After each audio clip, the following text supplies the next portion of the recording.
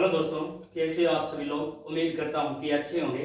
दोस्तों, आपने offline classes के अंतर्गत 1857 की क्रांति पढ़ते हो, ऑनलाइन भी पढ़ते हो, लेकिन आज मैं भी आपको 1857 की क्रांति का टॉपिक कराने वाला हूं। कुछ हटकर करवाऊंगा ताकि आपको जो नॉलेज नहीं है उसकी जानकारी मिले। तो हम क्या करेंगे, सर्वप्रथम आज जानकारी लेंगे 1857 की क्रांति। 1857 की क्रांति। अब दोस्तों, इसके बारे में हम जानकारी क्या लेने वाले हैं, आप सभी को पढ़ाते हैं तो उसमें क्या करते हैं 1857 की क्रांति के बारे में सामान्य जानकारी बताते हैं। आज हम बात करेंगे 1857 की क्रांति के कारण कौन कौन से थे। सर्वप्रथम हम पढ़ेंगे कारण, यानी कोई घटना हुआ या कोई विद्रोह होता है, कोई आंदोलन होता है तो उसके पीछे बहुत सारे कारण होते हैं। आज हम सबसे पहले उन्हीं की चर्चा करेंगे, उसके बाद में सामान्य जानकारी की भी चर्चा करेंगे। तो इस वीडियो को अंत तक देखते रहना, ठीक है। और आप नए हो तो हमारे चैनल को सब्सक्राइब भी करना। तो चलिए दोस्तों, हम बात करते हैं 1857 की क्रांति के कारण। अगर हम कारण की बात करते हैं, कारण 1857 की क्रांति के कारण कौन कौन से हैं, तो देखिए 1857 की क्रांति के कारण। दोस्तों, 1857 की क्रांति का सर्वप्रथम कारण आता है राजनीतिकरण। कोई भी चीज जो राजनेताओं का हाथ जरूर होता है, तो उस समय राजनीति की बात कीजिए तो अंग्रेजी थे, और अंग्रेजों ने क्या क्या राजनीतिक कारण में, तो देखिए राजनीतिक कारण, राजनीतिक कारण। दोस्तों, राजनीतिक कारण में एक सहायक संधि नीति का आपने नाम सुना होगा। वो किसने दी थी, लॉर्ड वेलेस्ली ने सहायक संधि नीति का जन्मदाता कहा जाता है। सहायक संधि, सहायक संधि, सहायक संधि की नीति लागू किसने की थी, तो ध्यान देना, सहायक संधि की नीति लागू की थी लॉर्ड वेलेस्ली ने। दोस्तों, किसने, लॉर्ड वेलेस्ली ने। सहायक क्या थी, अंग्रेज क्या कर रहे थे, भारत के या राजस्थान, भारत कह दो चाहे कुछ भी करो, इसमें जितने भी क्षेत्र थे उन वो अपने अधीन कर रहे थे, ठीक है। और जब भी उन्होंने कहा था रियासतों से कि आप अगर हमारे साथ सहायक संधि करते हो तो सहायक संधि अगर आप करोगे उसकी रक्षा हम स्वयं करेंगे, और आप जब भी संकट आए तो हमारी रक्षा करें। लेकिन हमारी जो रियासतें थी वो तो इस संधि पे खरी थी, लेकिन अंग्रेज थे वो खरे नहीं उतरे थे, आप सभी को पता है। और सहायक संधि अगर बात की जाए कि भारत में सहायक संधि का जन्मदाता किसे कहा जाते हैं, जन्मदाता की अगर बात की जाए तो जन्मदाता यही है, ध्यान देना। जन्मदाता कौन है, जन्मदाता अगर क्वेश्चन पूछ लिया जाए कि सहायक संधि का जन्मदाता कौन है, तो लॉर्ड वेलेस्ली होगा। अब बात करते हैं कि सहायक संधि की प्रथम सहायक संधि किसने की थी, तो भारत के अंदर बात करते हैं, भारत में प्रथम सहायक संधि किसने की थी, तो हैदराबाद के निजाम ने की थी, ठीक है ना। कहां के, हैदराबाद के निजाम ने। दोस्तों, हैदराबाद के निजाम ने।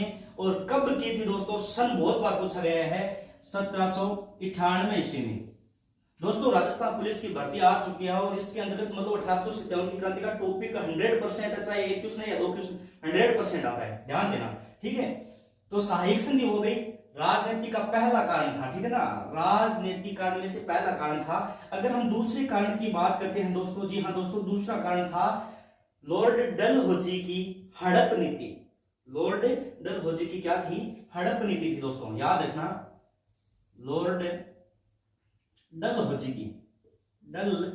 की हड़प नीति। दोस्तों, कौन सी नीति थी, कौन सी नीति थी, लॉर्ड डलहौजी की हड़प नीति। हड़प नीति, हड़प नीति के बाद क्या आ जाएगा, गोद प्रसेद नीति, गोद प्रथा नीति कह दो।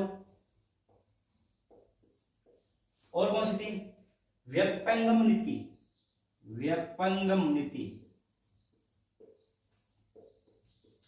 दोस्तों, ध्यान देना, सहायक संधि का जन्मदाता है लॉर्ड वेलेस्ली, और हड़प नीति का है लॉर्ड डलहौजी। तो मैं आपको यही बताने की कोशिश कर रहा हूं कि हड़प नीति का मतलब क्या है। देखो, किसी राज्य को हड़पना, अंग्रेज बहुत चालू आदमी थे। वैसे कहते हैं ना कि उन्होंने फूडल राज करो की नीति अपनाई थी, वो सही अपनाई थी। और उन्होंने क्या किया कि जो रियासतें थी, जो राजाओं का शासन था, उन्हें छीनने लगे थे। जैसे ही देखो, हड़प का मतलब है जैसे राजा की मृत्यु हो जाती है और उसके कोई पुत्र नहीं होता है, समझ रहे हो ना, पुत्र ही उसका उत्तराधिकारी होता था। पुत्र न होने की वजह से वो क्या करते थे, उस राज्य को अंग्रेजों के अधीन ले लेते थे। एक तरह से तो हड़प ही गया। और हम बात करते हैं कि सर्वप्रथम लॉर्ड डलहौजी के द्वारा हड़प नीति के तहत कौन सा क्षेत्र हड़पा गया था, तो उसकी हम बात करते हैं दोस्तों। ध्यान देना, 1848 ईस्वी में। कब? 1848 ईस्वी में। और कौन सा क्षेत्र हड़पा गया था सर्वप्रथम, आप बताइए। सर्वप्रथम सतारा। याद रखना दोस्तों, सतारा जो क्षेत्र है सर्वप्रथम हड़पा गया था। किस नीति के तहत? हड़प नीति, गोद प्रथा, विपणन नीति के तहत। उसके बाद में अगर बात की जाए लास्ट में, तो 1856 ईस्वी में दोस्तों। कब? 1856 ईस्वी में हड़पा गया था क्षेत्र अवध। दोस्तों जो हड़प नीति है और जो सहायक संघ नीति है, ये मैं अंतिम में आपको पूरा विस्तार पढ़ाऊंगा। लेकिन अभी क्या है कि जो नॉर्मल बातें वो मैं शुरुआत में बता रहा हूं ताकि वीडियो ज्यादा बढ़ रहा हो, ठीक है। तो लॉर्ड डलहौजी ने हड़प नीति, गोद प्रथा नीति की लागू किया। उसके तहत सर्वप्रथम कौन सा क्षेत्र हड़पा गया? 1848 में। 1856 में अवध में। देखो, एक तरफ तो वो सहायक संधि कर रहे हैं कि हम आपकी रक्षा करेंगे, यहाँ पे हमारी रक्षा करेंगे क्या? नहीं ना। यानी दत्तक पुत्र भी तो यहाँ पे मतलब, या फिर कोई कह दे कि उसके भाई का पुत्र भी तो वहां का शासक बन सकता था, सम्राट। लेकिन अंग्रेज क्या कर रहे हैं, अपने अधीन उस राज्य को ले रहे हैं। वो अपनी संधियों पे खड़े नहीं है दोस्तों। यहाँ पे तभी 1857 का राजनीतिक कारण रहा था, ठीक है। अब हम बात करते हैं कि 1857 की क्रांति की अगर बात की जाए, 1857 की क्रांति की अगर बात कर लें, कोई आपसे पूछ ले कि सर्वाधिक सैनिक 1857 की क्रांति में सर्वाधिक सैनिक है वो कहां के थे, तो दोस्तों अवध के ही थे। सर्वाधिक सैनिक 1857 की क्रांति में सर्वाधिक सैनिकों ने, अवध के सैनिकों ने भाग लिया था। तो दोस्तों साथ साथ में आप इसे मतलब नोट कर सकते हो इसको, और आप कहीं भी बुक में पढ़ लो, हर एक बात आप कम से कम 4-5 गाइड पढ़ोगे ना, तब जाकर ये आपको मिलने वाला है। तो दोस्तों अब हम बात करेंगे, देखो सामाजिक कारण थे बहुत ज्यादा, लेकिन इतने ज्यादा मतलब एग्जाम्स में पूछे नहीं जाते सामाजिक कारण। और मैं सामाजिक कारण आपको बता देता हूं कि अंग्रेजों ने अनेक समाज सुधार के कार्य किए थे। अंग्रेजों ने क्या किए थे? सामाजिक कारण मतलब सामाजिक कारण, इन्होंने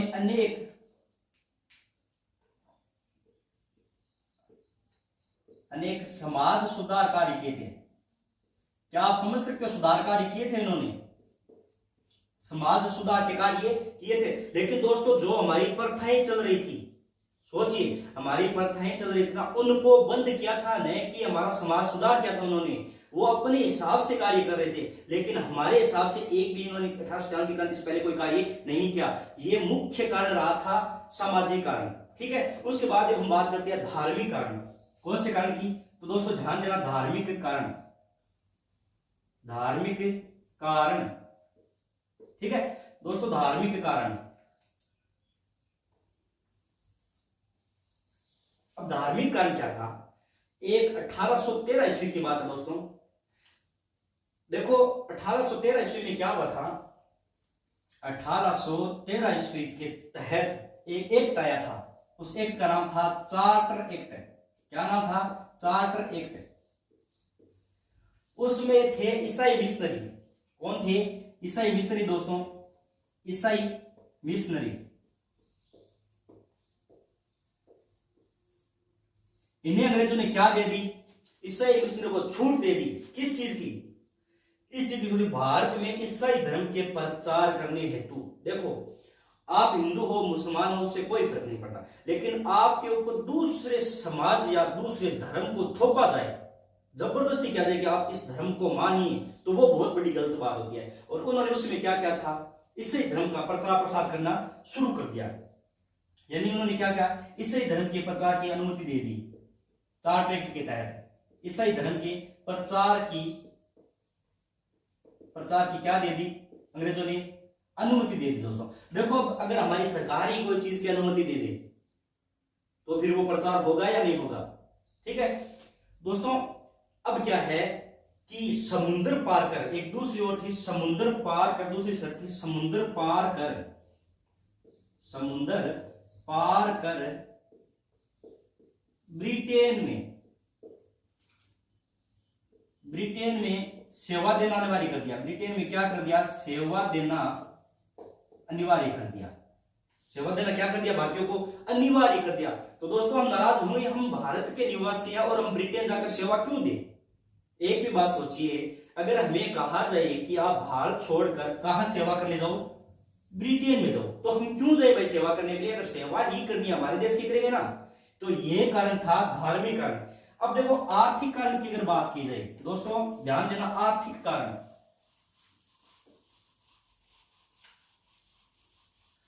आर्थिक कारण क्या था? 1857 की क्रांति का दोस्तों 1858 आर्थिक कारण था जो भारत में, देखो भारत के अंतर्गत जितनी भी पैदावार हुई थी ना,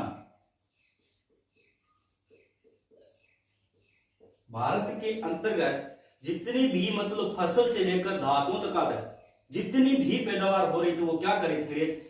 यहां से कच्चे माल को कम दाम देते थे भारत को, और ब्रिटेन में ले जाकर क्या करते थे? अच्छे दामों से क्रय विक्रय करते थे। यानी भारत की अर्थव्यवस्था है वो कमजोर हो गई। यही आर्थिक कारण रहा था। भारत की अर्थव्यवस्था क्या हो गई? कमजोर हो गई एकदम। अब हम बात करते हैं लास्ट और अंतिम जो है वो है सैनिक कारण। दोस्तों सैनिक कारण सबसे ज्यादा जो है वो सैनिक कारण है। दोस्तों ध्यान देना, सैनिक कारण।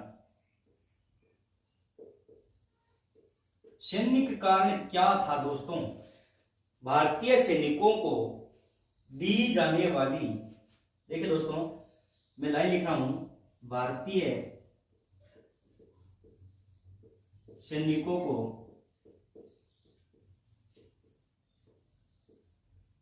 दी जाने वाली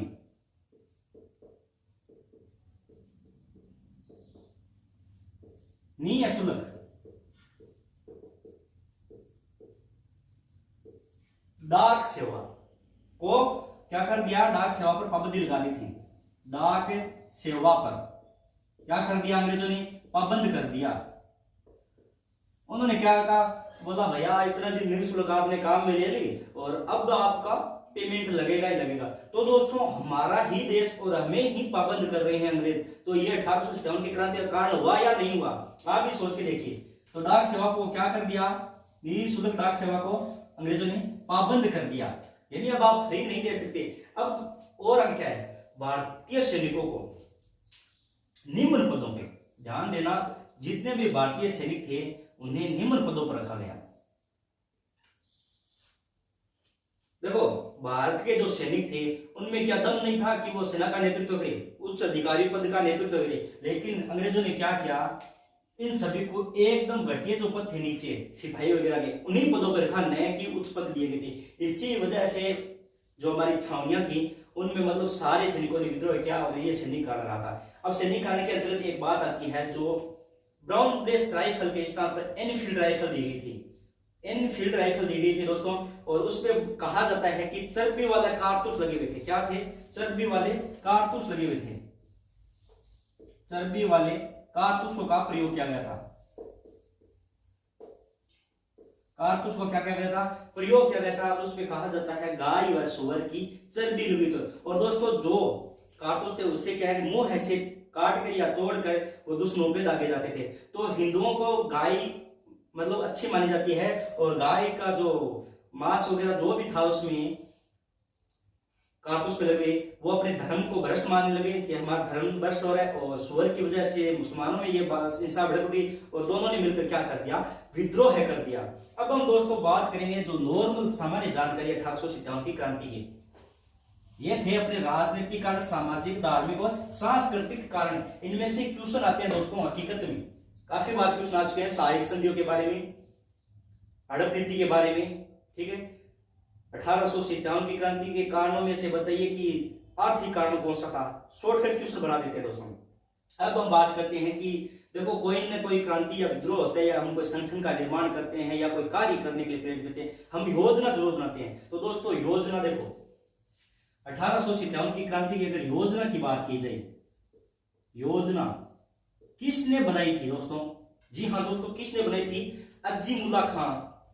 दो व्यक्ति थे, अजीमुल्ला खान, अजीमुल्ला खान। एक नाम और आता है राणाजी बापू, राणाजी बापू।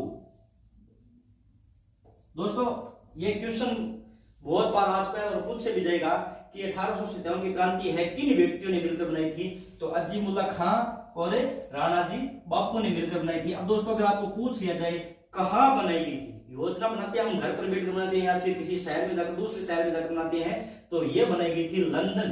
दोस्तों कहाँ बनाई गई थी, लंदन में, ध्यान देना लंदन में 1857 की क्रांति बनाई गई थी।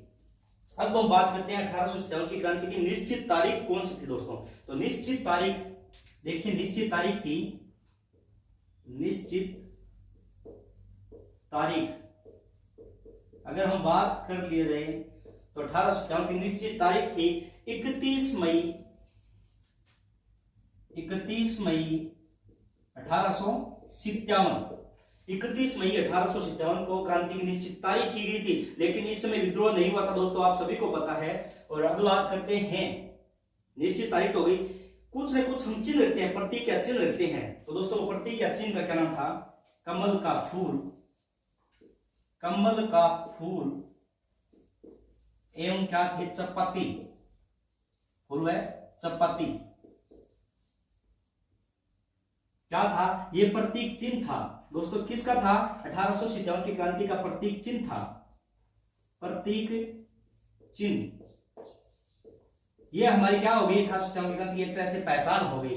अब देखिए दोस्तों 1857 की क्रांति का नेता कौन था, हमारा नेतृत्व को जितनी भी सेनाएं थी उनका नेतृत्व तो कोई न कोई करते हैं ना, या फिर कोई संघ या संगठन रहते हैं उनका नेतृत्व करता है।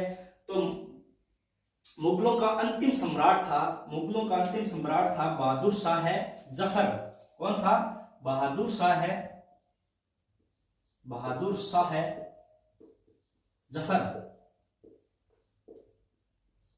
बहादुर शाह जफर, ठीक है दोस्तों। तो ये क्या था, क्रांति का नेता था दोस्तों, क्या था, नेता। 1857 की क्रांति का नेता कौन था, बहादुर शाह जफर था दोस्तों। अब एक गीत आता है,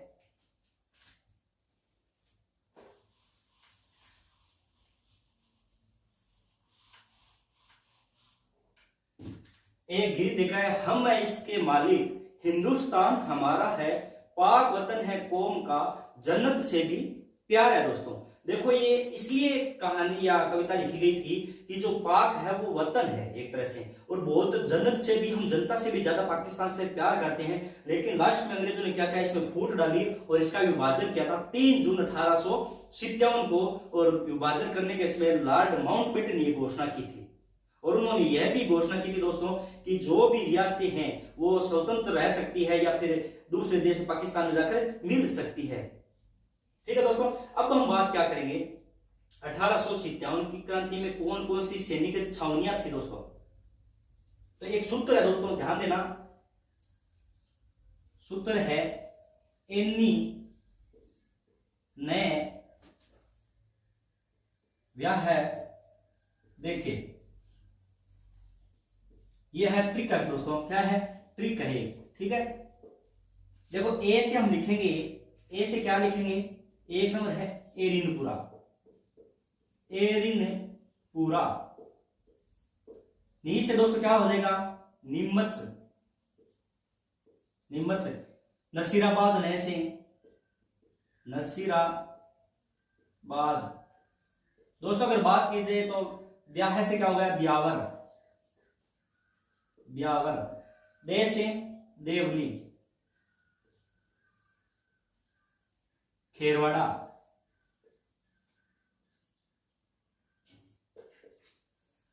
दोस्तों अगर बात की जाए, देखो एरिनपुरा छावनी कहां थी, तो एमपी में थी दोस्तों, याद रखना कहां थी, एमपी में, मध्य प्रदेश में।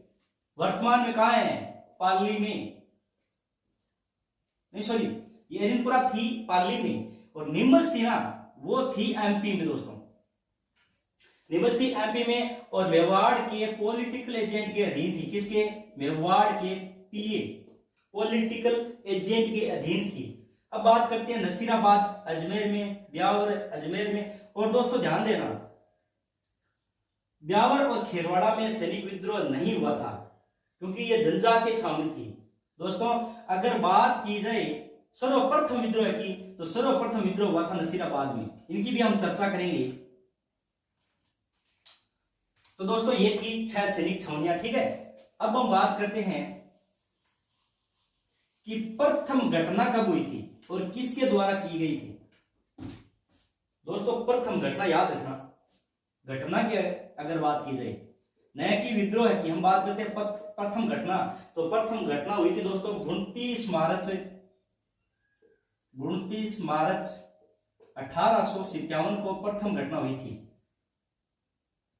34वीं नेटिव इन्फेंट्री के सिपाही थे, किसके? 34वीं नेटिव इन्फेंट्री के सिपाही थे दोस्तों, 34वीं नेटिव इन्फेंट्री सिपाही थे। कौन थे? तो दोस्तों 34वीं नेटिव इन्फेंट्री के सिपाही थे मंगल पांडे। एक व्यक्ति का नाम आता है और वो व्यक्ति कौन होता है? मंगल पांडे। ध्यान देना, मंगल पांडे। मंगल पांडे था दोस्तों 34वीं नेटिव इन्फेंट्री का सिपाही। ठीक है। 29 मार्च 1857 को इसे सूचना मिलती है कि आप जो कारतूस का प्रयोग कर रहे हो उसमें गाय और सूअर की चर्बी लगी होता है। और ये एक मंगल पांडे ब्राह्मण होता है दोस्तों, ब्राह्मण होता है। और ब्राह्मण तो आपको पता है सबसे पवित्र धर्म माना जाता था, और वो है ना, तो अपना धर्म प्रश्न करने से पहले क्या किया, 34 नेटिव इन्फेंट्री से सिपाही रहते हुए और इन्होंने विद्रोह किया। सबसे प्रथम उन्होंने क्या किया दोस्तों, लेफ्टिनेंट बाग, 2 अंग्रेज अधिकारी होते हैं, मैं इनके नाम लिखा हूं, मुख्य रूप से पूछे जाते हैं, लेफ्टिनेंट बाग, दूसरा होता है सार्जेंट मेजर हयूसन। इनको गोली मारकर हत्या कर देते हैं, कौन कर देते हैं? मंगल पांडे। और दोस्तों कहा जाता है कि 1857 की क्रांति में अंग्रेजों द्वारा सर्वप्रथम, अगर पूछ लिया जाए, फांसी की सजा पाने वाला, या फिर स्वतंत्रता संग्राम में ही कह दो आप, देखो स्वतंत्रता 1857 की क्रांति से पहले हमारा देश भी आजाद नहीं हुआ था, तो प्रथम फांसी पे चढ़ने वाला व्यक्ति कौन था? मंगल पांडे। और इसे कब फांसी दी जाती है? तो दोस्तों याद रखना 8 अप्रैल। कब? 8 अप्रैल। 29 मार्च की क्या है? घटना है। और क्या कर देता है? लेफ्टिनेंट बाग व सार्जेंट मेजर हयूसन की गोली मारकर हत्या कर देता है। इसी की दोष के अपराध में मंगल पांडे को 8 अप्रैल 1857 को क्या दे देते हैं? फांसी दे देते हैं दोस्तों। अब देखो, एक को फांसी लगेगी तो भाया दिमाग तो सारा में बढ़ गए हो। तो दोस्तों क्या करते हैं, इसके बाद में क्रांति की तारीख तो थी अपनी 31 मई 1857 की। हमारी ये जो 1857 की क्रांति का असफल रहने का यही कारण था दोस्तों कि वो निश्चित तारीख से पहले स्टार्ट हो गई। तो दोस्तों देखो, अब ये हो गई घटना। अब प्रथम विद्रोह की अगर हम बात करते हैं ना, तो प्रथम विद्रोह हुआ था 10 मई 1857 को हुआ था दोस्तों। कब हुआ था? 10 मई 1857 को। प्रथम विद्रोह अगर पूछ लिया जाए आपसे, प्रथम विद्रोह है दोस्तों, विद्रोह अगर पूछ लिया जाए तो प्रथम विद्रोह हुआ था 10 मई 1857 को। कौन सी सैनिक छावनी से हुआ था दोस्तों? तो मेरठ से हुआ था दोस्तों। 10 मई 1857 को दोस्तों मेरठ छावनी से हुआ था। अब देखें दोस्तों, प्रथम विद्रोह हो गया। अब अंग्रेज क्या थे, गर्मी और सर्दी में अलग अलग जगह निवास करते थे। तो मैं अब सबसे पहले यह बताऊंगा कि राजपुताना रेजिडेंसी की स्थापना अंग्रेजों ने की थी, वो कब की गई थी और कहां की गई थी? तो दोस्तों राजपुताना रेजिडेंसी की स्थापना की अगर बात की जाए, राजपुताना रेजिडेंसी स्थापना अगर पूछ लिया जाए आपसे तो 1832 में की गई थी दोस्तों। कब की गई थी? 1832 ईस्वी में की गई थी दोस्तों। 1832 ईस्वी में राजपुताना रेजिडेंसी की स्थापना की गई थी। और कहां की गई थी दोस्तों अगर पूछ लिया जाए तो अजमेर मेरवाड़ा में। ध्यान देना, अजमेर मेरवाड़ा में।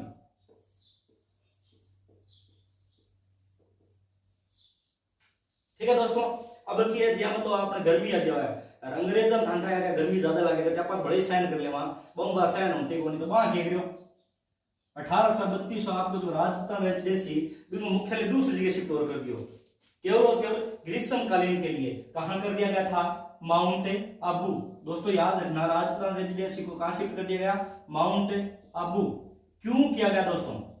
जब हमारे यहाँ पे गर्मी होता है तो माउंट आबू एक ठंडा क्षेत्र है, ठीक है ना, और वहां पे 1845 में केवल और केवल ग्रीष्मकालीन चले जाते थे।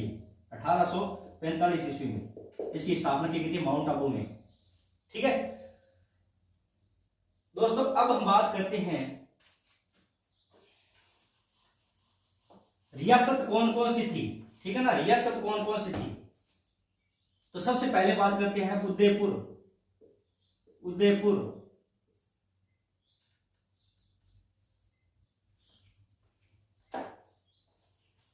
दोस्तों अगर हम बात करते हैं 1857 की क्रांति के समय जब राजपूताना रेजिडेंसी की स्थापना की गई थी, तो यहां पर बैठता कौन था?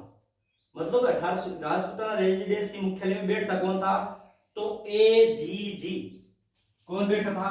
AGG, agent to governor general. Agent to governor general. तो दोस्तों 1857 की क्रांति की बात की जाए तो एजीजी कौन था? 1857 की क्रांति से जॉर्ज पैट्रिक लॉरेंस था। जॉर्ज पैट्रिक लॉरेंस कौन था? जॉर्ज पैट्रिक लॉरेंस था 1857 की क्रांति के समय। अगर पूछ लिया जाए राजस्थान का प्रथम एजीजी कौन था, तो मिस्टर लोकेट। याद रखना कौन था? Mister locate. और आपसे पूछ लिया जाए कि 1857 की क्रांति के समय हम बात करें दोस्तों, 1857 की क्रांति की बात, 1857 की क्रांति से पहले बहुत गवर्नर जनरल थे, ठीक है दोस्तों। तो 1857 की क्रांति के समय गवर्नर जनरल आपसे पूछ लिया जाए, गवर्नर जनरल यह तो क्या था? प्रथम एजीजी था। प्रथम एजीजी यह था क्रांति के समय। क्रांति के समय अब बात करें हम किसकी? गवर्नर जनरल की। तो गवर्नर जनरल कौन था? लॉर्ड कैनिंग था दोस्तों। लॉर्ड कैनिंग कब था? 1857 की क्रांति के समय दोस्तों। अब दोस्तों ये जो एजीजी थी ना, इनके बीच जो रियासतें थी उनमें पीए थे। पीए मतलब समझ लेना पॉलिटिकल एजेंट, जो उन क्षेत्रों या रियासतों को संभालते थे दोस्तों। दोस्तों अब मैं बात कर रहा हूं कौन कौन सी रियासतें थी जहां पर भी विद्रोह हुआ था। देखो हम पूरी जो छावनियां उनके बारे में तो नेक्स्ट एपिसोड में पढ़ेंगे या नेक्स्ट जो पार्ट होगा हमारा उसमें पढ़ेंगे, लेकिन अब मैं बता देता हूं सबसे पहले जो रियासतें नाम है ना, रियासतें ध्यान देना, रियासत रियासत है, उसके बाद में शासक है दोस्तों, ध्यान देना शासक है, और पीए यानी पॉलिटिकल एजेंट। तो रियासत का नाम देते हैं हम उदयपुर। उदयपुर दोस्तों ये नोट कर लेना, ये एग्जाम्स में बहुत बार पूछे जाते हैं, सामान्य जानकारी। उदयपुर किसको कहते थे? मेवाड़ को दोस्तों, मेवाड़ को। और उदयपुर के बाद में आती है जोधपुर। जोधपुर जोधपुर कहां थी? मारवाड़। जोधपुर को मारवाड़ कहते थे दोस्तों, ठीक है। जयपुर, हम रियासत की बात करें 1857 की क्रांति में, जयपुर। जयपुर के बाद में कौन सी आएगी दोस्तों? कोटा। कोटा के बाद दोस्तों भरतपुर। भरतपुर। भरतपुर के बाद दोस्तों कौन सी आएगी? धौलपुर, ठीक है, धौलपुर। दोस्तों अब हम बात करते हैं शासक। तो उदयपुर का शासक कौन था? हम बात करें देखो 1857 की क्रांति के समय, न कि एकीकरण के। देखो एकीकरण के समय तो साधु सिंह था, नहीं सॉरी बीकानेर का साधु सिंह। उदयपुर की बात करें तो उदयपुर में था 1857 की क्रांति के समय स्वरूप सिंह दोस्तों, स्वरूप सिंह, ठीक है।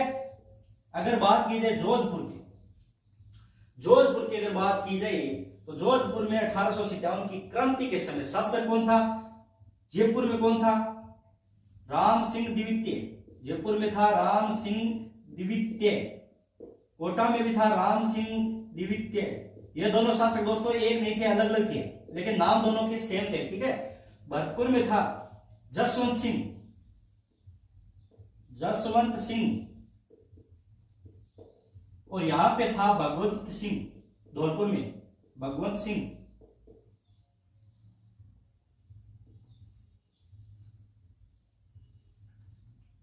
दोस्तों जोधपुर का भी बताऊंगा। अब देखो उदयपुर में पॉलिटिकल पीए कौन था? पीए की अगर बात की जाए, उदयपुर में था सोवर्स, मेजर सोवर्स। कौन था? मेजर सोवर्स दोस्तों।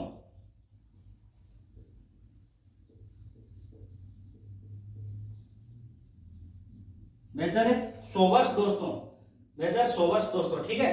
अगर हम बात की जाए जोधपुर में, तो जोधपुर में था दोस्तों पॉलिटिकल एजेंट है ना, वो इन सभी के अलग अलग थे, ठीक है ना। कौन कौन सी रियासत? उदयपुर, जोधपुर, जयपुर और कोटा के तो थे अलग अलग, लेकिन जो भरतपुर और धौलपुर थे ना, जो भरतपुर और धौलपुर रियासत थी, उनका एक ही था, ध्यान देना। कौन था? मेजर मोरिसन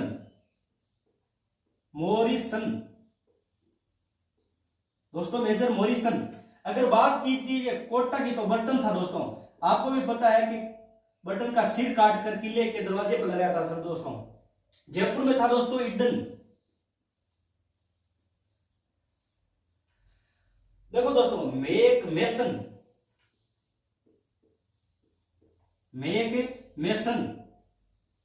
दोस्तों, मेक मेसन था, ठीक है।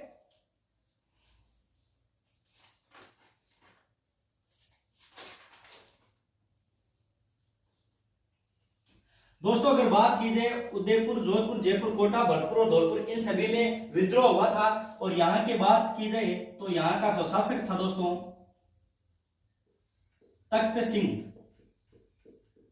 क्योंकि मैं इसमें कंफ्यूज हो रहा था दोस्तों, दिमाग में चला गया था एक क्वेश्चन के तख्त सिंह था या फिर जो एकीकरण केस में था शासक, क्योंकि हर शासकों के नाम अलग अलग है दोस्तों और समय भी अलग अलग है। ये 1857 की क्रांति वो एकीकरण है, ठीक है। तो उदयपुर रियासत के शासक थे स्वरूप सिंह, और वहां का जो रियासत को संभालते थे शासक के साथ मेजर सोवर्स थे। जोधपुर में थे तख्त सिंह, मेक मेसन, जयपुर में थे राम सिंह द्वितीय। अगर दोस्तों हम बात की जाए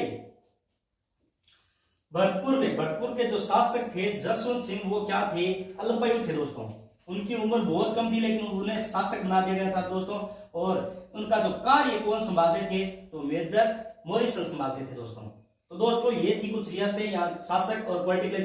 दोस्तों ये नाम आपको याद करने होंगे, इनकी कोई ट्रिक नहीं दोस्तों। अगर आप याद नहीं करते हो तो ये क्वेश्चन बहुत बार एग्जाम में आ गया, आप नोट कीजिए और जो पीछे की जो बुक्स है या पेपर है उसे आप सोल्व कीजिए, बहुत सारे क्वेश्चन आपको मिलेंगे दोस्तों।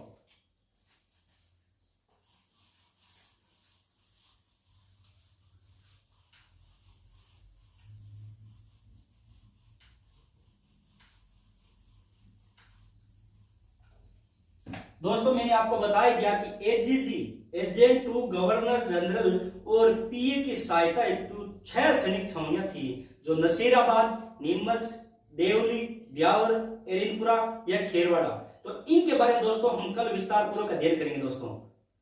तब तक के लिए दोस्तों आप इस वीडियो को लाइक, शेयर और सब्सक्राइब कर दीजिए दोस्तों।